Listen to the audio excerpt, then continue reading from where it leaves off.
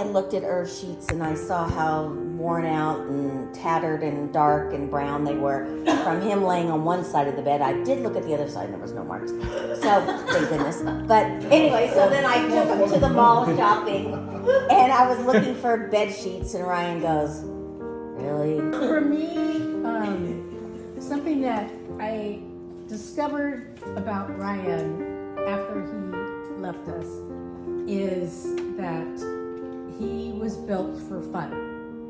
He was built for a good time. He was an optimist. Although a procrastinator, which is not the best combination, but he always loved being with his family. He loved us all so much, and so many times he would when you guys had Christmas, and he said, "I hope you guys are going to be able to come to Sharon Gills for Christmas." And we always had other plans sometimes, but sometimes we did, and he loved it being with you guys. And he was just a happy kid, always a happy kid, always an optimistic kid. And what's better than that? I mean, he loved life. So he bragged to his friends about it, and they couldn't believe it, how his two sets of parents got along so well. Yeah. Dad asked me, he goes, I had 5 years, Webster. He goes, screw you! And I was sitting there going, God damn it, he's right. Well, besides being always under control, I never saw him out of control. He was always level, he was smooth, he was always happy. And he wasn't a show off or anything, or no anyway. And he had lots of reasons he could have been, but he wasn't. Oh, there's so many things, but mainly it's all Christmases.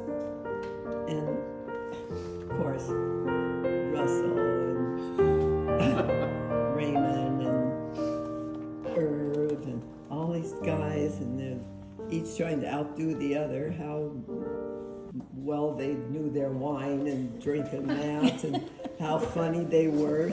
Each thought they were the funniest, and Ryan would enjoy this heck out of all that. He loved it. But he never would brag about. He wasn't a bragger like the rest of those big mouths.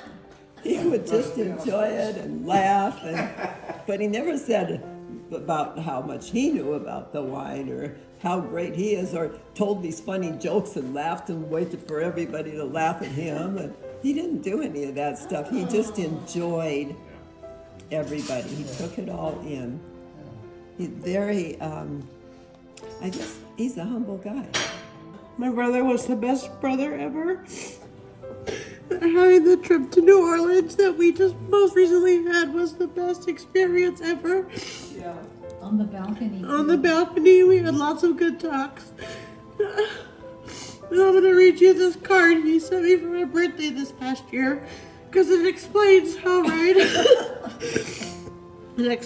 Ryan feels. It says, happy birthday to the lady with too many cups. If you guys know me, you know I have a lot of Starbucks cups. Like 40. I have like 42 Starbucks cups. Bring a bag in your car in case she throws up. Because sometimes after drinking too much, I would projectile out of the side of my car, and he's been with me on some of those experiences. But she is classy and never rude.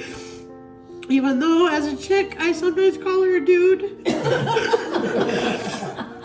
Which is true. My brother called me dude. But I just love my brother so much. And when Cindy told us about what Ryan said, he said to Cindy, my life is complete. I've done everything I wanted to do.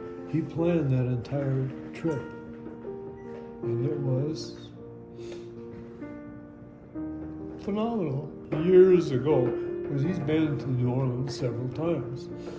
And he told me, Dad, I just want you to promise me one thing, that if you ever go, I'm going with you. I said, I promise that. So, it was the beginning of this year. We sat down, we planned a date.